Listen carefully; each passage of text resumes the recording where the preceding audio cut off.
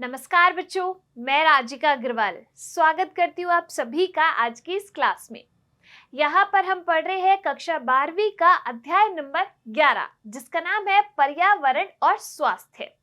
इसकी पिछली क्लास के अंदर हमने बात की थी कुछ ऐसे कारकों की, कुछ ऐसे प्रभावों की जो कि हमारे स्वास्थ्य पर विपरीत प्रभाव डालते हैं। इसके बारे में थोड़ी बहुत चर्चा की थी, कैसे गांवों में, कैसे कस्बों में, कैसे शहरों के अंदर किन कारणों की वजह से हमारे स्वास्थ्य पर विपरीत प्रभाव पड़ रहा है। आज की इस क्लास में हम बात करने वाले हैं कुछ ऐसे रोगों की, कुछ ऐसे रोगजनकों की जिनकी वजह से हमारे शरीर में कुछ समस्याएं उत्पन्न होती है, कुछ रोग उत्पन्न होते हैं। ठीक है, चलिए देखिए, सबसे पहले एक छोटा सा इंट्रोडक्शन हम देख लेते हैं रोगों के बारे में, जिससे आपको पूरा चैप्टर जो है अच्छे से समझ में आएगा जो आज अपन पढ़ने वाले हैं। देखिए, बात करते हैं अपन रोगों की। अब ये जो रोग है ना, वो आपके दो प्रकार के हो सकते हैं। एक होते हैं आपके संक्रामक रोग यानी कि कम्युनिकेबल डिजीज, और दूसरे आपके होते हैं असंक्रामक रोग। देखिए, संक्रामक रोग आपके क्या होते हैं, जो कि एक व्यक्ति से दूसरे व्यक्ति में फैल जाते हैं, उनको अपन कहते हैं संक्रामक रोग। असंक्रामक रोग होते हैं जो एक से दूसरे में नहीं फैलते। अब ये जो आपके संक्रामक रोग होते हैं, ये किसी भी माध्यम के द्वारा एक व्यक्ति से दूसरे व्यक्ति में फैल जाते हैं। माध्यम जैसे कि पानी के द्वारा फैल सकते हैं, वायु के द्वारा फैल सकते हैं, स्पर्श के द्वारा फैल सकते हैं। ठीक है, किसी भी माध्यम से एक व्यक्ति से दूसरे व्यक्ति में चले जाएंगे, लेकिन असंक्रामक तो एक से दूसरे में फैलते ही नहीं है। अब जब अपन बात करते हैं ना संक्रामक रोगों की, तो देखो, इसके अंदर आपके जीवाणुओं से होने वाले रोग आते हैं, यानी कि जीवाणु जनित रोग आते हैं। जैसे फॉर एग्जाम्पल हमने क्या ले लिया, मान लीजिए टाइफॉइड। टाइफॉइड जो है वो आपके जीवाणु की वजह से होने वाला रोग है। ठीक है, दूसरा देखिए, इसके अंदर आपके विषाणु जनित रोग आते हैं, वायरस जनित रोग। तो देखो, वायरस जनित क्या है आपका, जैसे कि हेपेटाइटिस है, अगर अपन बात करें डेंगू, वो भी आपका वायरस जनित रोग है। तो यहाँ पर विषाणु जनित रोग आते हैं संक्रामक रोगों में। तीसरा आपके कवक जनित रोग आते हैं। कवक जनित रोगों का मतलब क्या होता है, देखो, फंगस यानी कि कवक की वजह से, जैसे कि दाद हो जाता है, खाज खुजली हो जाती है, वो आपके कवक जनित रोग है जो कि एक व्यक्ति से दूसरे व्यक्ति में चला जाएगा। चौथा जो आपके आते हैं वो आते हैं प्रोटोजोअन डिजीज यानी कि प्रोटोजोआ जनित रोग। जैसे अगर अपन बात करें किसकी, मलेरिया की, तो वो आपका प्रोटोजोआ से होने वाला ही रोग है। और अगर अपन बात करें कृमि यानी कि हेलमिंथेस डिजीज की, कृमि जनित रोगों की, जैसे फाइलेरिया, जिसमें जो पैर है ना वो ऐसे हाथी की तरह फूल जाता है, तो यहाँ पर कृमि जनित रोग जैसे कि फाइलेरिया, ये सब आपके क्या है, संक्रामक रोगों के अंदर आते हैं, जो किसी न किसी माध्यम से एक व्यक्ति से दूसरे व्यक्ति में चले जाते हैं। अब बात करते हैं असंक्रामक रोगों की।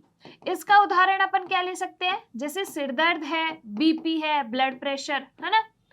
ऐसा थोड़ी है कि किसी एक के सिर में दर्द हो रहा है तो दूसरे के भी सिर में दर्द हो जाएगा, नहीं ना। तो सिर दर्द एक से दूसरे में नहीं जाता, बीपी एक से दूसरे में नहीं जाता, तो ये आपके क्या है, असंक्रामक रोग है।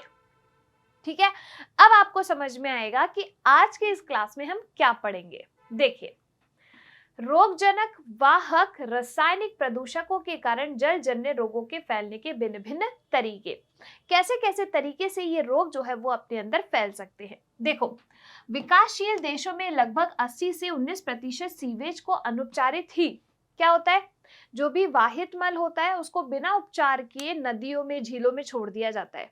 अब गंदा पानी मिक्स हो गया नदियों में, झीलों में, उसी को हमने काम में ले लिया, जिसकी वजह से लोग जो है वो बीमार पड़ते हैं, जिसकी वजह से जल की, जो गंदा जल है उसकी पीने की वजह से रोग होते हैं। ठीक है, नदियों और जलधाराओं में बहा दिया जाता है। सीवेज को उपचारित न करने के कारण रोगजन्य जीव जलजन्य रोगों को फैलाते हैं। जैसे अगर अपन बात करें किसकी, अमीबोइसिस की, एंटअमीबा हिस्टोलेटिका की वजह से होता है, और ये आपका जलजन्य रोग है कि गंदा पानी पीने की वजह से होगा। ठीक है, देखिए, फैलाने वाले वाहक जैसे कि मच्छर आदि जल में ही रहते हैं और दुनिया में लगभग 1/3 मृत्यु इन्हीं के कारण होती है। देखो, वाहक जैसे कि मच्छर, अगर अपन बात करें डेंगू, अगर अपन बात करें मलेरिया, तो ये जो आपके मच्छर है वो पानी के अंदर ही पनपते हैं और इन्हीं की वजह से अपने अंदर बीमारियां हो जाती है। बात करें अपन क्यूलेक्स मच्छर की, तो वो भी आपका पानी के अंदर पनपता है और इसी की वजह से आपके बीमारियां हो जाती है। प्रदूषित जल अनेक आंत संबंधी यानी कि गैस्ट्रो समस्याओं का प्रमुख कारण है। यकृत का संक्रमण, अगर अपन बात करें यकृत के संक्रमण की, तो फॉर एग्जांपल हमने यहाँ पर क्या ले लिया, हेपेटाइटिस। हेपेटाइटिस जो है वो आपका यकृत संबंधी विकार है जो कि गंदा पानी पीने की वजह से होता है। ये आपका हेपेटाइटिस जो है वो वायरस जनित रोग है यानी कि विषाणु जनित रोग है। कौन, आपके हेपेटाइटिस। ठीक है, कैंसर रोग भी इसके कारण हो सकते हैं। ठीक है, चलिए आगे देखिए, डायरिया के कारण बड़ी संख्या में बच्चों की मृत्यु हो जाती है। तो ये सब आपकी गंदा पानी पीने की वजह से ही होती हैं ये सारी बीमारियां। ठीक है, चलिए अब देखिए रोगों के फैलने के तरीके, किन किन तरीकों से ये जो रोग है वो आपके फैल सकते हैं। पहला है स्पर्श या संपर्क द्वारा। जैसे मान लीजिए किसी को नॉर्मल क्या हो रहा है, जुकाम हो रहा है। ठीक है, नॉर्मल क्या हो रहा है, किसी व्यक्ति को जुकाम हो रहा है, अब उसने छींक मारी, ठीक है, ऐसे हाथ रख के छींक मारी, उसके हाथों पे क्या आ गए, वो विषाणु आ गए, सूक्ष्म जीव। अब उसने किसी से हैंडशेक कर लिया तो ये जो विषाणु है वो उसके अंदर संक्रमण जो है क्या फैल गए, उसके अंदर चले गए। अब उसने बिना हाथ धोए खाना खा लिया तो वो विषाणु इस संक्रमित व्यक्ति से जो बिल्कुल नॉर्मल व्यक्ति था उसके अंदर चले गए। तो स्पर्श या संपर्क के द्वारा ये जो रोग है वो आपके फैल सकते हैं। जैसे नॉर्मल हमने जुकाम ले लिया, जैसे हमने कोरोना ले लिया, है ना।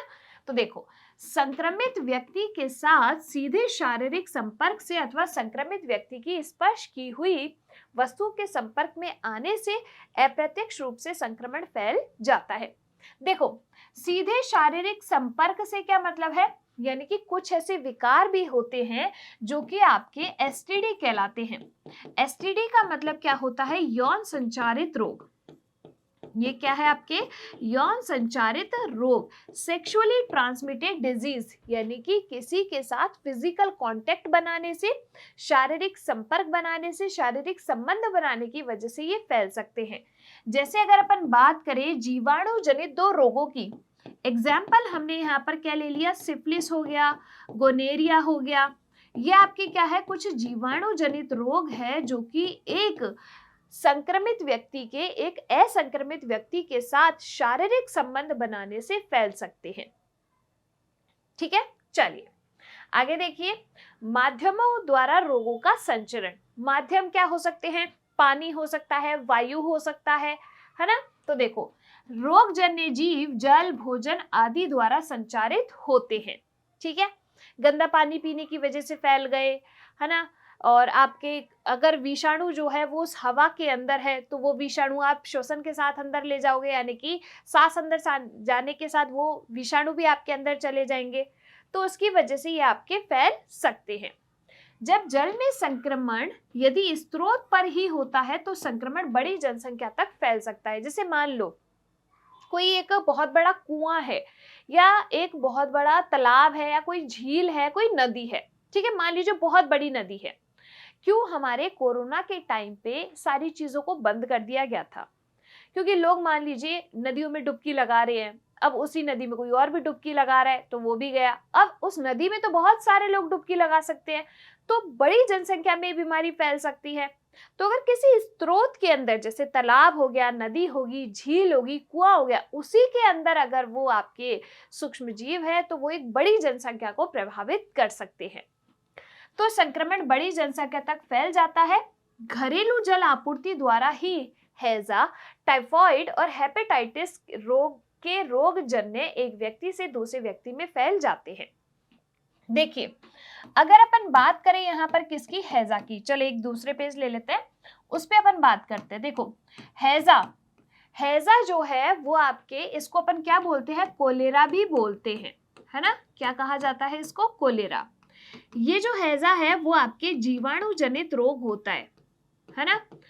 दूसरा, गंदे पानी की वजह से हो रहा है। तीसरा, ये आपके जो हैजा होता है उसके लिए रोगजनक यानी कि किसकी वजह से हो रहा है, तो ये आपके एक जीवाणु है जिसका नाम क्या है, विब्रियो कोलेरी, उसकी वजह से ये जो रोग है वो आपके फैलता है। ठीक है, अगर अपन बात करें किसकी बच्चे यहाँ पर टाइफाइड की बात करें, तो टाइफाइड जो है वो भी आपका क्या है, एक जीवाणु जनित रोग है ना। अब ये किसकी वजह से होता है टाइफाइड, तो इस टाइफाइड को पर आर्द्र ज्वर भी कहते हैं ना। ये जो है आपका साल्मोनेला टाइफी रोगजनक की वजह से होता है, साल्मोनेला टाइफी की वजह से होता है। अगर अपन बात करें इस टाइफाइड के अंदर कौन सा टीका लगाया जाता है, वैक्सीनेशन किसका किया जाता है, तो टीएबी वैक्सीनेशन होता है, टाइफाइड पैराटाइफाइड ए बी। ठीक है, ये तो बात हुई जीवाणु जनित दो जो रोगों का भी नाम आया उनकी। तीसरी बात अब अपन यहाँ पर करते हैं किसकी, हेपेटाइटिस की। देखो हेपेटाइटिस, ये जो आपका हेपेटाइटिस है वो आपका विषाणु जनित रोग है, विषाणु को अपन इंग्लिश में वायरस भी कहते हैं, है ना, विषाणु जनित रोग है। अब ये जो हेपेटाइटिस है ना, आपका यकृत जो होता है लीवर, उसमें 3 चीजें याद रखो। देखो यकृत, ये जो लीवर होता है, यकृत होता है, वो आपके हेपेटिक कोशिकाओं से बना होता है। किससे, हेपेटिक सेल से बना होता है। इसकी स्टडी को अपन कहते हैं हेपेटोलॉजी। तो देखो हेपेटिक सेल से ही हेपेटोलॉजी बनाया और उसे ही हेपेटाइटिस बना दिया। तो यानी कि ये किसकी बीमारी है, यकृत की बीमारी है, जो कि गंदा पानी पीने की वजह से होती है। ठीक है, हेपेटाइटिस हेपेटाइटिस विषाणु की वजह से ही होता है।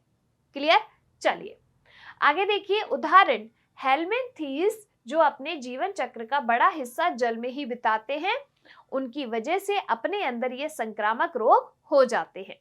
क्लियर, आगे देखिए। अनेक रासायनिक प्रदूषक जैसे कि खाद्य पदार्थों के योग्य, खाद्य पदार्थों में मिलावट, औद्योगिक कचरे की विषाक्तता और धातु जल में मिल जाते हैं, यहाँ तक कि भूजल में भी। अब देखो क्या होता है कि मान लीजिए उद्योगों से निकला हुआ कचरा है, अब वो उस कचरे को क्या कर दिया, डायरेक्ट नदियों में बहा दिया, तालाबों में बहा दिया, उसकी वजह से पूरा पानी प्रदूषित हो जाता है। अब वो जो भूमिगत जल है उसको भी वो गंदा कर देता है, तो जिसकी वजह से कई सारी बीमारियां हो जाती हैं, यहाँ तक कि भूजल में भी। और यही जल जब मनुष्य और पशुओं द्वारा प्रयोग में लिया जाता है तो परिणाम स्वरूप बीमारी फैलती है। सिंपल सी बात है, गंदा पानी काम में लोगे तो बीमारी तो फैलेगी ही। क्लियर, यहाँ तक। चलिए आगे देखिए। जल की अपर्याप्त उपलब्धता और व्यक्तिगत स्वच्छता के अभाव में आंखों में जलन, लाली यानी कि ट्रैकोमा और त्वचा का संक्रमण जैसे रोग फैलते हैं। अब देखो, अगर आपने देखा हो तो गंदे पानी से अगर किसी पानी के अंदर फ्लोराइड की मात्रा ज्यादा है, आप उससे पानी से आंखें धोगे तो आपकी आंखें एकदम लाल हो जाती है, लाल आंखें हो जाती है। दूसरा आपका एक होता है ट्रैकोमा, जो भी यहाँ पर नाम लिखा हुआ था ना, वो ट्रैकोमा आपकी क्या है, ये आपका एक जीवाणु जनित रोग ही है। कौन, आपके ट्रैकोमा जीवाणु जनित रोग है। इसका जो रोगजनक होता है वो आपके क्या है, ट्रैकोमाइसिटीज। क्या है, ट्रैकोमाइसिटीज। अब इसमें क्या होता है, पलकों में सूजन आ जाती है ना, आंखों की बीमारी है आपके ट्रैकोमाइसिटीज। कैसे याद रखोगे कि ये ट्रैकोमा जो है वो आपके आंखों की बीमारी है, तो देखो आंखों से किसी को ट्रैक करते हो तो बस ट्रैक और ट्रैकोमा। क्लियर, चलिए आगे देखिए। रोग वाहक यानी कि वेक्टर का संचरण। वेक्टर रोगजनक का एक वाहक है। कैसे, जैसे मान लीजिए अगर अपन बात करें किसकी, मलेरिया की, किसकी बात करें, मलेरिया। ये जो मलेरिया होता है ना, वो आपका एक परजीवी की वजह से होता है, यानी कि आपका एक प्रोटोजोआ है, उसकी वजह से आपकी ये डिजीज होती है। इसका जो रोगजनक है यानी कि जो प्रोटोजोआ है उसका नाम क्या है, प्लाज्मोडियम। इस प्लाज्मोडियम की वजह से ये मलेरिया रोग होता है। अब कई बच्चे कहते हैं कि मैम ये तो मादा एनोफ्लीज की वजह से होता है। नहीं बच्चे, रोगजनक उसका प्लाज्मोडियम है, लेकिन उसको फैलाने का काम कौन करेगा, एक से दूसरे में ले जाने का काम कौन करेगा, तो इसकी जो वाहक होती है वो आपके कौन है, मादा एनोफ्लीज होती है। कौन है, मादा एनोफ्लीज। अब बात आई समझ में कि रोगजनक में और वाहक में क्या अंतर है। ठीक है, कोई किसी चीज को लेके जाने का कार्य कर रहा है। अब इस प्लाज्मोडियम का आधा लाइफ साइकिल, आधा जीवन चक्र तो मनुष्य के अंदर पूर्ण होता है, आधा जीवन चक्र इस मादा एनोफ्लीज के अंदर पूर्ण होता है। क्लियर। इसी को अपन एक और उदाहरण के साथ समझ सकते हैं, जैसे कि मान लीजिए डेंगू। डेंगू जो है वो आपके वायरस की वजह से होने वाला रोग है। ठीक है, डेंगू में क्या होता है, प्लेटलेट्स कम हो जाती है ना बहुत ज्यादा। ये जो डेंगू है इसके लिए अगर अपन बात करें रोगजनक की, तो इसकी बहुत सारी प्रजातियां होती हैं, स्पीशीज होती है, जिनमें से एक क्या है आपकी फ्लैबीटोमस। क्या है, फ्लैबीटोमस की वजह से आपका जो डेंगू है वो होता है, ये इसका रोगजनक है। लेकिन अगर मैं बात करूं इसके वाहक की, किसकी बात करूं, वाहक की बात करूं, तो इसका जो वाहक होता है वो आपके female Aedes aegypti, Aedes aegypti की वजह से आपका ये जो डेंगू है वो इधर से उधर जाता है।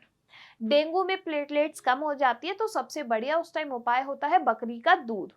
क्लियर। चलिए आगे देखिए, जल जनित रोग, उनका फैलना और परिणाम, कि आपके कौन कौन से रोग जल की वजह से हो रहे हैं, क्या जो है उनके रोगजनक है और क्या उनके परिणाम होते हैं, यानी कि हमारे स्वास्थ्य पर क्या प्रभाव होता है। देखो, भारत में प्रति वर्ष 73 मिलियन कार्य दिवसों का नुकसान जल जन्य बीमारियों के कारण होता है।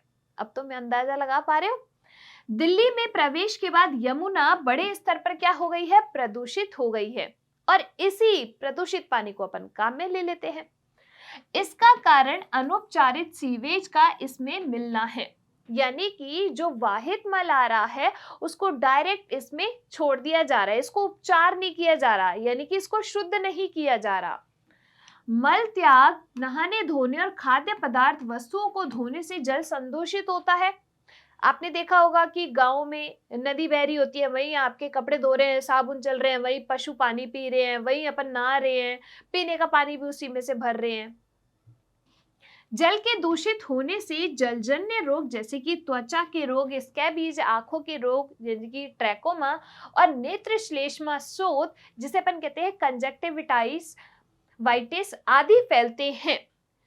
जल के कारण फैलने वाले रोग उन परजीवियों से फैलते हैं।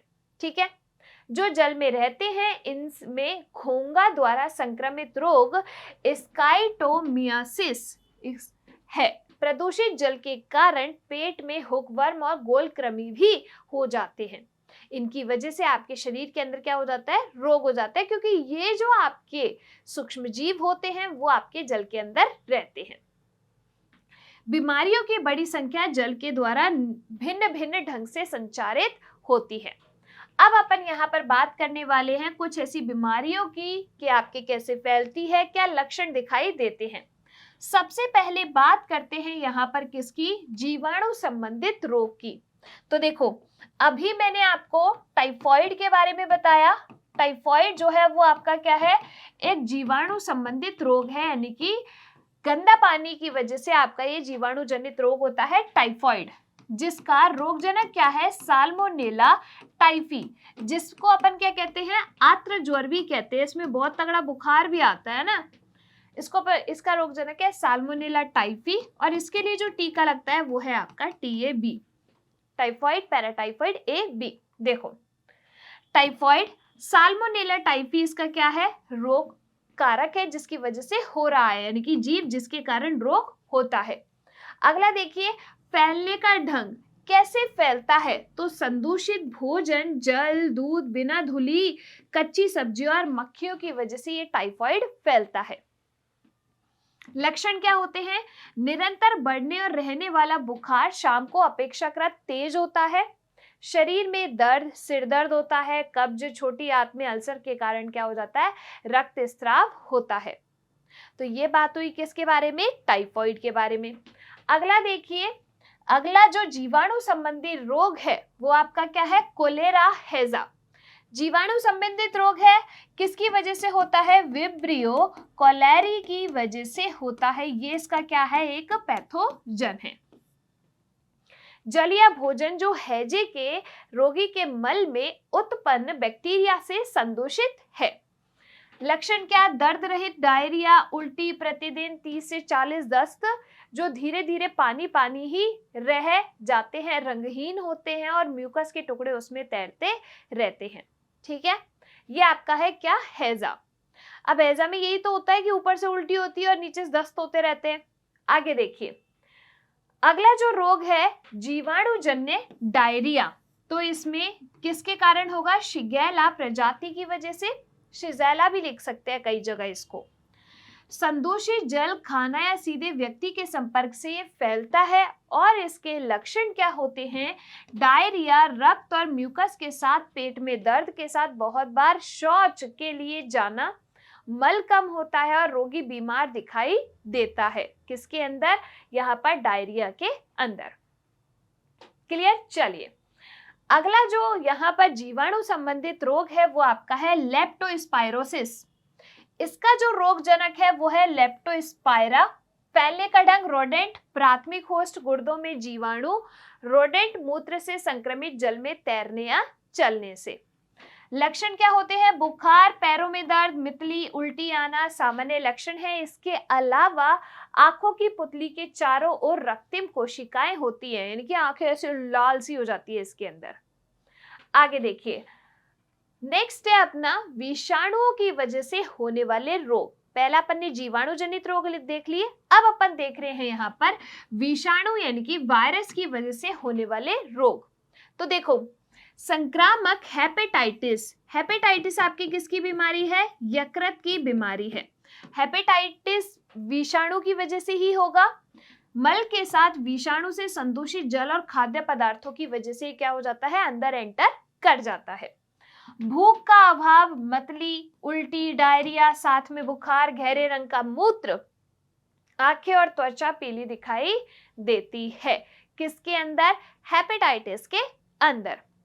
नेक्स्ट देखिए, प्रोटोजोअन डिजीज। तो यहाँ पर प्रोटोजोआ से होने वाले रोगों के अंदर अपना आ जाता है मलेरिया आता है, स्लीपिंग सिकनेस आता है, काला जार जिसे अपन काला बुखार कहते हैं, अमीबिया पेचिस जिसको अपन क्या कहते हैं यहाँ पर? अमीबोइसिस। तो एंट अमीबा हिस्टोलाइटिका की वजह से होता है जल और खाद्य में सिस्ट का होना।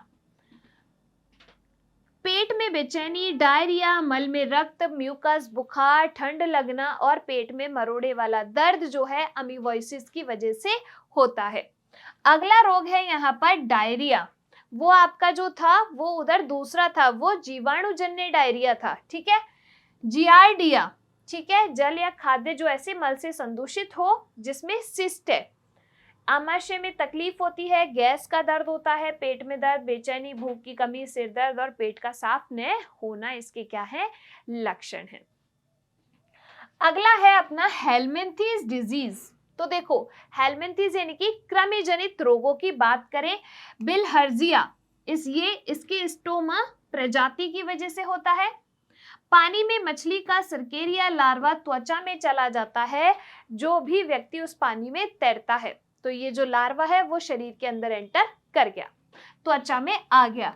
एलर्जी की तरह खुजली, दर्द, दाने, बुखार, इओसिनोफिलिया आदि। जब संक्रमण तीव्र होता है तो अंडे फेफड़े के आर्टियोल्स को जल शिकस्टोसोमियासिस कर देता है और हृदय गति रुकने का कारण हो जाता है। तुम सोच रहे हो कि तुम्हारे फेफड़ों तक, तुम्हारे हृदय तक ये बीमारियां पहुंच रही हैं और यही आपके क्या है? जीने के अंग है, और यही चले गए तो आप तो चल बसे, है ना।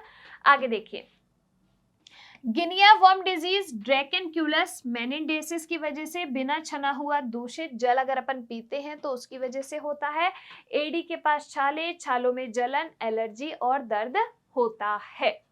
ये क्या है? आपके कुछ रोग है, संक्रामक रोग, जो कि आपके जीवाणु की वजह से, जैसे कि जीवाणु की वजह से अपना क्या क्या हो गया? टाइफॉइड है, हैजा है, ठीक है, और विषाणु की वजह से हेपेटाइटिस है, डेंगू है, ये आपके विषाणु की वजह से होता है। रेबीज भी होता है, खसरा भी होता है। अगर अपन बात करें कोरोना, वो भी आपके विषाणु की वजह से होता है। चेचक आपके विषाणु की वजह से होता है। प्रोटोजोआ की वजह से आपके मलेरिया रोग हो जाता है ना।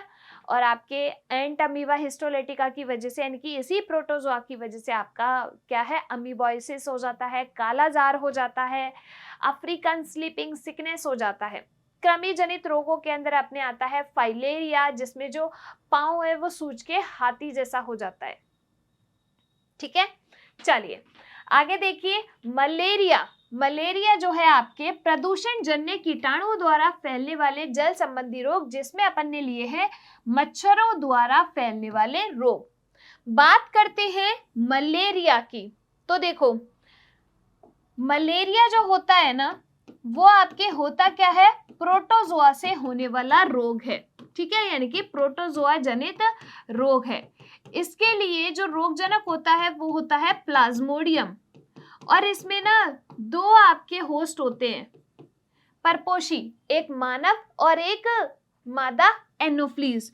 तो इसका वाहक जो होती है वो आपके कौन है, मादा एनोफ्लीज। ठीक है, 4 प्रकार का प्लाज्मोडियम प्रजाति होती है, स्पीशीज होती है, जिसकी वजह से मलेरिया होता है। कौन कौन सी 4 प्रजातियां हैं? पहला है प्लाज्मोडियम वाइवेक्स,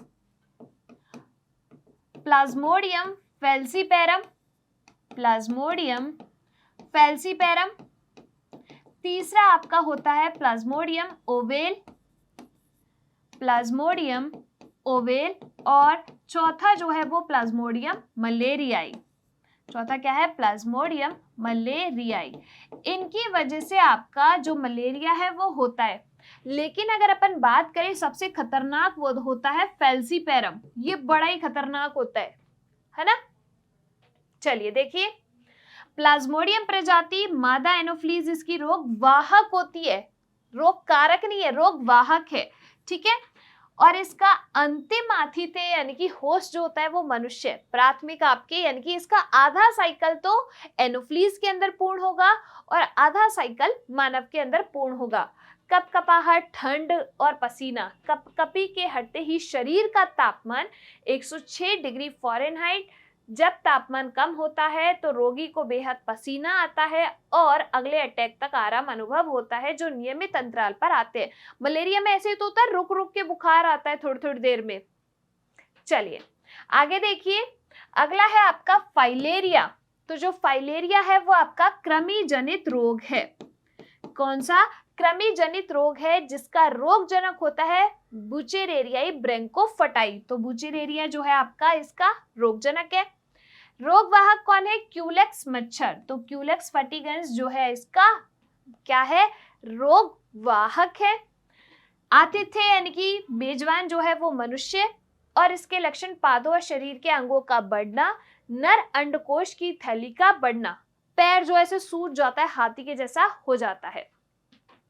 यहाँ पर ये बात हुई अपनी आज की कंप्लीट। इन रोगों के बारे में हमने देखा है, जिसमें संक्रामक रोगों में हमने सारे टाइप के रोग देखे हैं।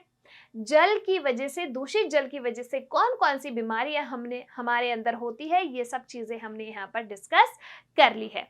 क्लियर आप सभी को? चलिए, अगर आपको क्लास पसंद आई है, फटाफट से आप इस क्लास को लाइक कर दीजिए। जो भी आपके डाउट्स है वो आप कमेंट सेक्शन के अंदर ड्रॉप कर सकते हैं। हम मिलेंगे इसी चैप्टर के अगले टॉपिक के साथ अगली क्लास में। तब तक आप लोग खुश रहिए, स्वस्थ रहिए। धन्यवाद।